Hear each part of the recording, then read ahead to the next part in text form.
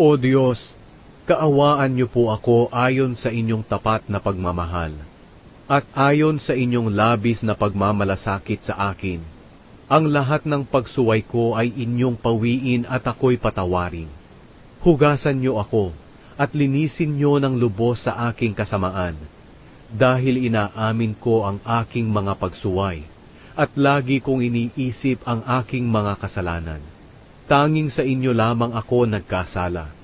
Gumawa ako ng masama sa inyong paningin, kaya makatarungan kayo sa inyong pagbibintang sa akin. Karapat-dapat lang na hatulan niyo ako. Ako'y makasalanan at masama mula pa noong ako'y isinilang. Kahit noong ipinaglilihi pa lang ako, ang nais niyo ay isang pusong tapat. Kung kaya't ipagkaloob niyo sa aking kaloob-looban ang karunungan.